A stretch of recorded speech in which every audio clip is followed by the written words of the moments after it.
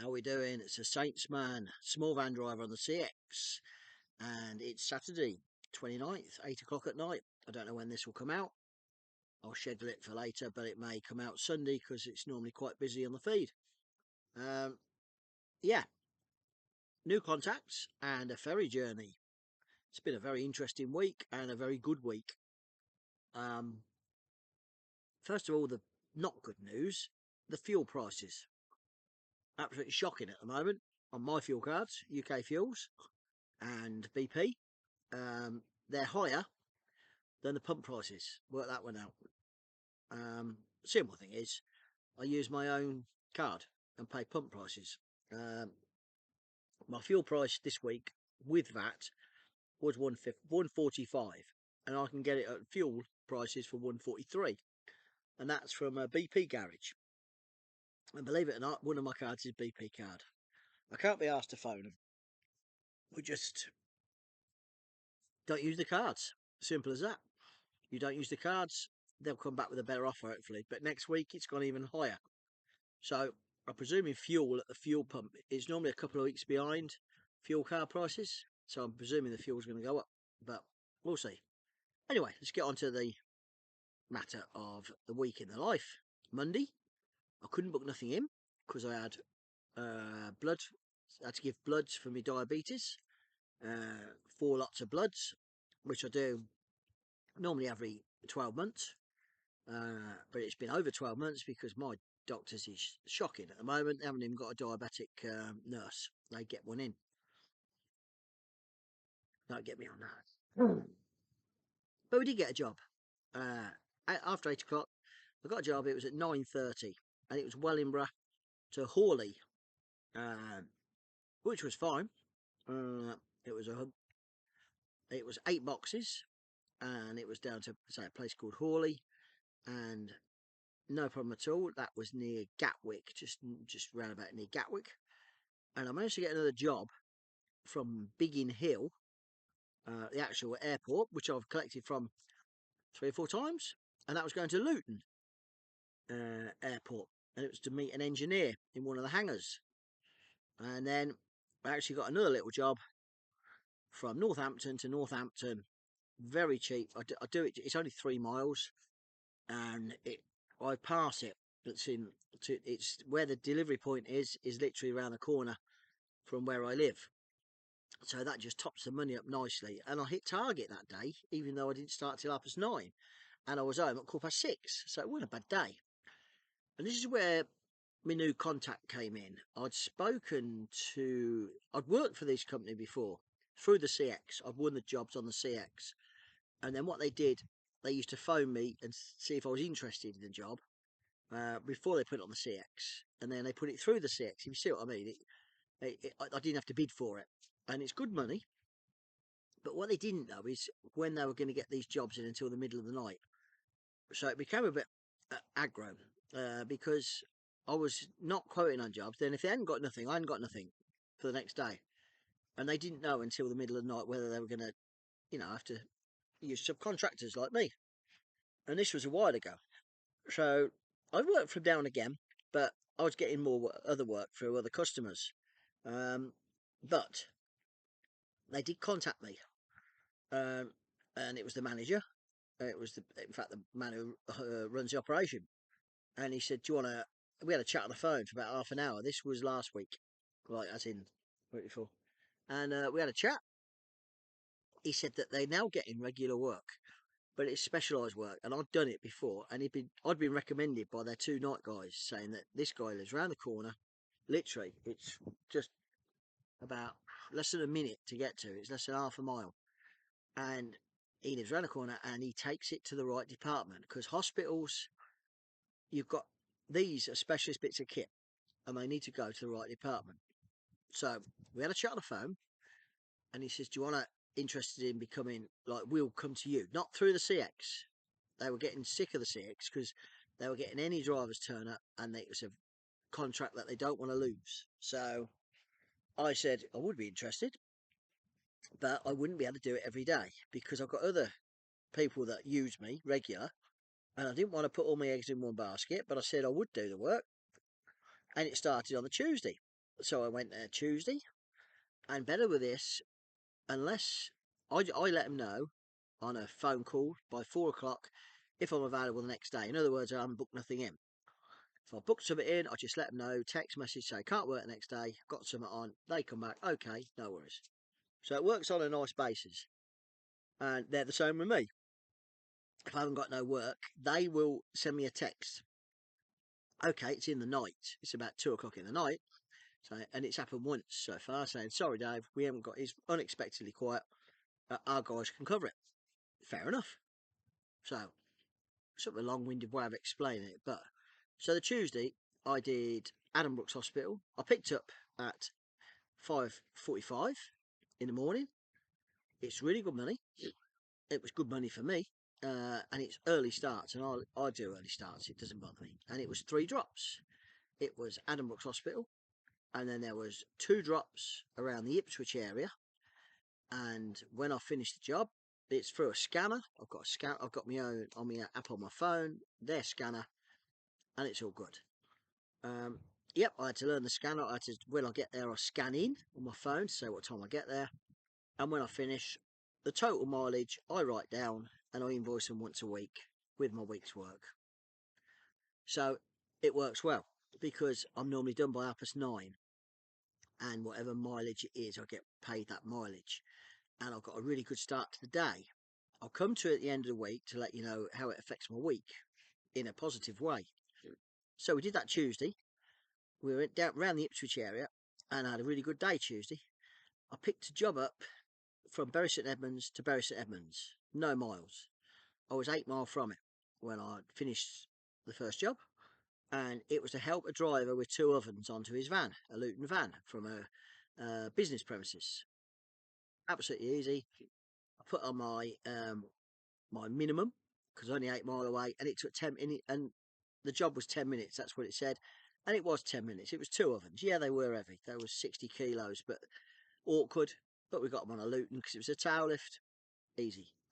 And then I got a job from Cambridge, although it wasn't actually Cambridge itself. It was outside of Cambridge, and it was going to Wallingford, which is between, let me get this right, between Reading and Oxford.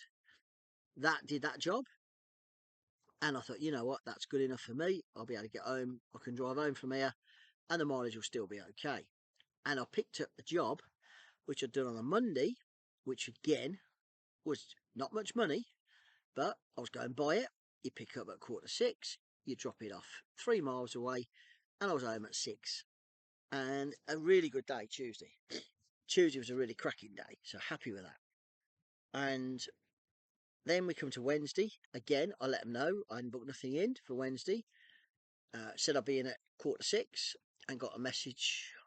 I woke up at 5, and there was a message from the night gaffer, operations manager on night, who said, as soon as I get this, could I come in as soon as ASAP, because they'd got an urgent delivery to Southend Hospital, and they like it there before 9, and that's fine. I also had 2 other drops in Basildon, so I went down to Southend on the Wednesday morning. Got to the hospital. There was a huge crash on the M25 junction 25-ish, something like that.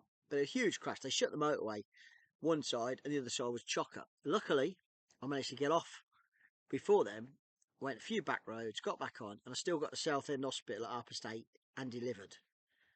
And to the right area. It has to go to the right department. This is the MRI. So I do it on the scanner, scan the item, scan one on there.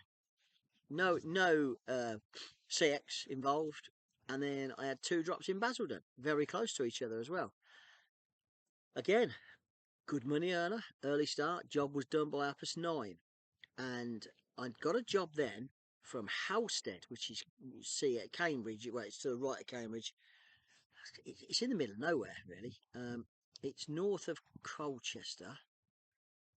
Can't really describe where it is, but it is sort of that sort of area, Cambridge, to the right of Cambridge by a good bit. And it was to Kettering, but it weren't picking up till 11,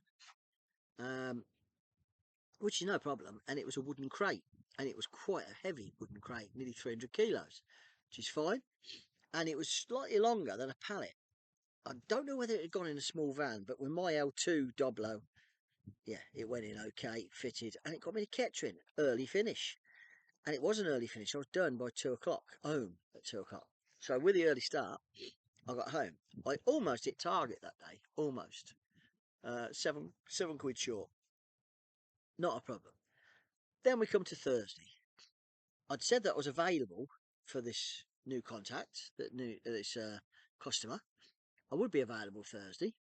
So I said I let them know at 5 o'clock through a text, and they said, okay, we'll let you know. And so I set my alarm for the morning for 5 o'clock. And I always wake up. I'm just a bad habit. And I woke up, and about 5 to 5, I looked at my phone. I got a message from the night operation manager. I'm really sorry. We're unexpectedly very quiet, and we haven't got any pre-9 o'clocks that we can't cover. There weren't many anyway, which is fine. It happens. You know, it's a quiet day. I thought I was going to have a really quiet, unassuming day. Oh no, oh no. I managed to get a job, and it was a strange one. It was a driver broke down between junction 14 and 15 on the M1, and he meant to be going to NEC. He got equipment for a show that day, and it had to be there before the show started at 9. I got this message I left my house at 7:30. I got a courier phone me saying it's completely buggered up, because if you don't get to that show before it opens, they will not let you in. It's called a live event. They will not let any commercials unload. You have to go to a car park. They should come out to you and all this. It's a load of crap. I've done it before, and it's a pain. I said to the shipper, I said, I can get to him. There's no way I'm going to get there before 9. And he says, can you just pick it up and we'll deal with it? And you need a scan barcode to get in the NEC anyway, which I'd got, but it wasn't in my name. It wasn't in my. It was in the guy who broke down. Bless him. He got into limp mode in a van, and it just said "Do not drive." And he said, "I'm in limp mode." He says, "I can't do nothing." So I took the boxes off him. He was in a safe parking area actually on one of the slip roads. So then we dropped that off. Well, we got to NEC. Yep, they wouldn't let me in. 3 security gates, and the third one, I got in touch with a customer who was actually in the stand, and he was a lovely man, and he says, I'll come out and meet you. I don't even know what gate. I don't know where I am. I don't know the area, and I figured out he was at gate 3, or he was going to be. That's where gate hall 11 was. And I got to gate 3, and I explained to him we broke down. The man's outside. He's down there. They said, well, you'll have to wheel them down. I said, I've got 9 boxes that weigh about 30 kilos each. So he, hang on, so it's just come on my screen. Let's get rid of that bit. So, and he did. He let me in, believe it or not. And he let me in. He said, if you go and park just down the bottom, not too near, I'll park right outside. Because there was the man waiting for me. And he'd heard what I said to the security man, because I got him on the phone in my earpiece. Security bloke didn't know that. And I sort of pleaded with the security bloke saying, look, we've had a big problem, blah, blah, blah. And he was really good. He says, yeah, go on. He says, but don't go too close. I hope he didn't see me, because I parked right outside the front of the hall. And we got these boxes off into his stand. Security jumped on me. I explained that they'd let me in. They said, you've got 5 minutes. And they followed me in. They walked like I was a bloody prisoner. And we got the stuff there, jumped back out, did the paperwork outside, and parked up just down the road on the A45 lay-by. This is where it gets interesting. I was looking for work anyway. I was thinking, I'll get a couple of little local jobs. A job was on there from Swadlincote, which, if anyone knows, it's on the way to Burton-on-Trent. And it was to Newport. Not Newport, Wales. Newport, Isle of Wight. Wow. Figure that one out. And it said must include ferry price. Well, I've been over on that. I've done work on the Isle of Wight. I've done COVID work. And the ferry then was 37 quid each way. 37.50. So it was 75 quid. And I sort of put a price of 80 quid for the ferry, and then I put my how much I wanted paying, which was a good wedge, because it's time as well. You get on the ferry, it's an hour. it's an hour back on the ferry. There's 2 hours. So you've got to put your time in. I put a good quote in. Didn't expect to get it. I did not expect to get this job because I thought they won't go for that. And they did. He phoned me up. Well, he phoned me up and asked me. He says, have you included the ferry? You have included the ferry costs. I said, what I've included is £80 a return for the ferry. If it's anything over £80, then I'm going to ask you to, pay it that as well. And he agreed straight away. He says, yep, that sounds fair. He says, it's an emergency, really. It's medicines. It's for a very sick lady on the Isle of Wight. He says, but it needs to be as quick as. I said, well, I can jump on it. I said, I may need to get fuel, but... And we sort of did an estimate. I said, I should get there by about 3:15, 3:30. I said, whatever ferries first, it's an hour across. I said, we're looking at probably 4:30, 5 o'clock. I said, we're looking at 5:30 to get them delivered. I said, I'm only estimating this. I said, but if everything runs like that, it should be okay. So we agreed. That's what we're doing. I got the goods. It was two boxes of medicines, and I went down to Southampton to the Red Funnel. Red Funnel? Yeah, whatever the ferry company is. And I got there. I did stop for fuel. I just put 40 quid in. Just quick 40 quid. It's alright. I've had hay fever today a little bit. It's annoying. And I got there just before 10 to 3. No ticket. Pulled up. I said, I need to book a ticket. He said, go to this lane, go in the office and get a ticket. There was a boat in. They were loading a boat. It was a 3 o'clock sailing. 10 to 3 this is. I went in. It was £104.60. I don't know why, but that's what it was. So it was 24 quid 60 pence over. And she put me on the 4 o'clock, which, because this ferry was about to go, and she said, unfortunately you won't get on this one, you're a bit late. 4 o'clock. I said, yeah, fair enough. I'll be over at 5. And it was all. So I pulled in the lane, and they'd just finished loading this boat, and a man looked over at me, the one of the ferry guys, and he just beckoned me towards him. And I explained to him, I said, oh, I'm on the... He said, do you want to go on this one? I went, I do. He said, get up that ramp now. He said, there's about 3 spaces at the back. He says, well, I might as well put you on this one. Result, we got on the 3 o'clock. I was over at 4.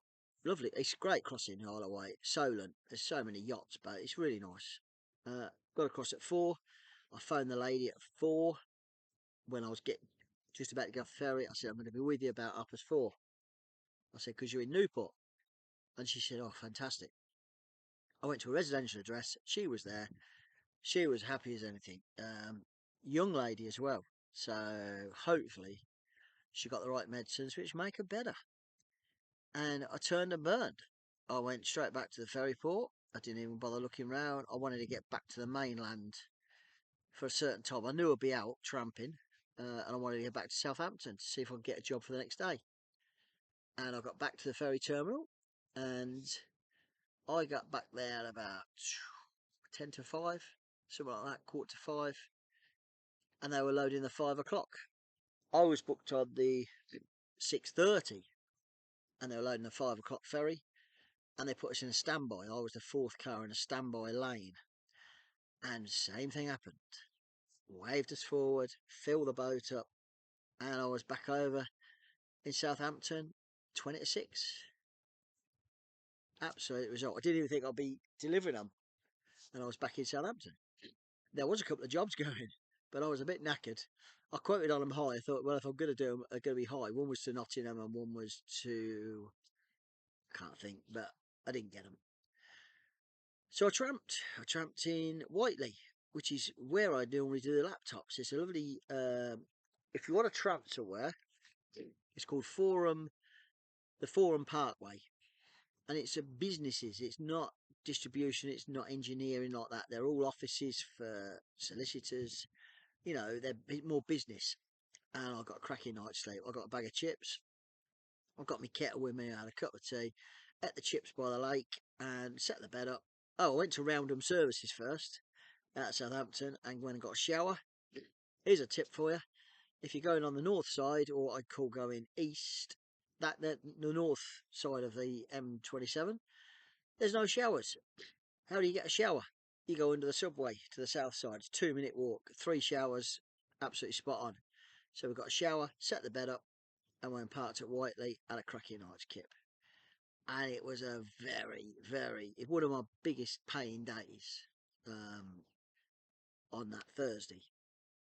Very happy, and I'm just looking for a job home on the Friday because I've hit target. That's all I need. Friday, I did.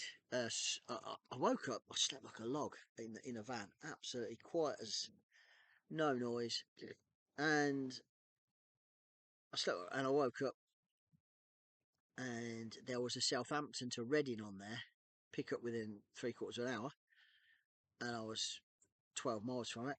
I said I think I can get there for then. It was an 8:30 pickup.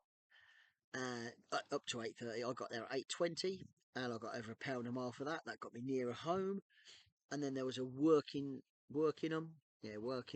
just 10 miles the other side of Reading, just a little bit down to Abingdon, which is again getting me nearer home. And I got that job as well, and I didn't even look for another job. I was happy. That was it, done. I got home.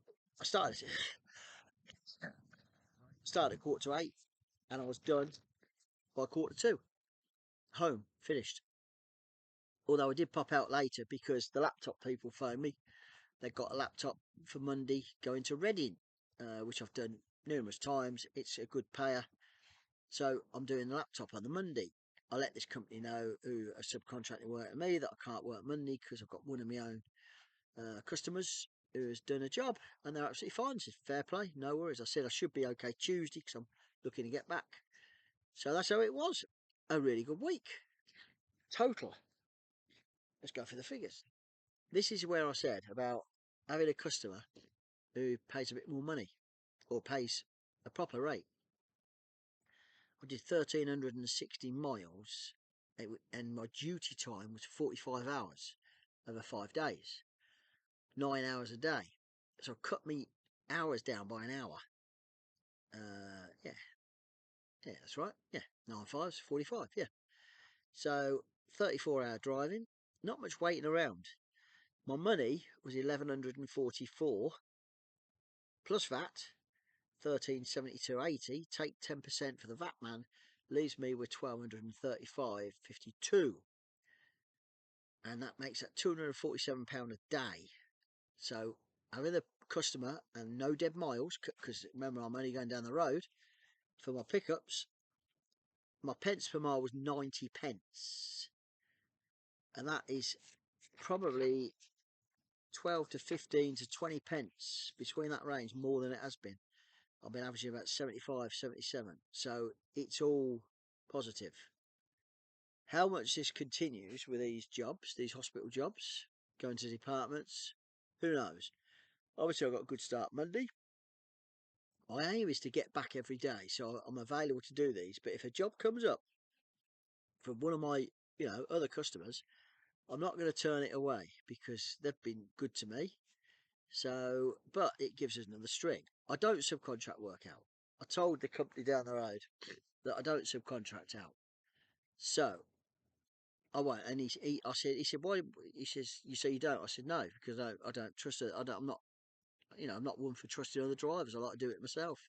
I just work on my own. And he liked that. So we had another chat actually on the phone, and he's on Thursday. We had a couple of chats just to see. Oh, got it dark.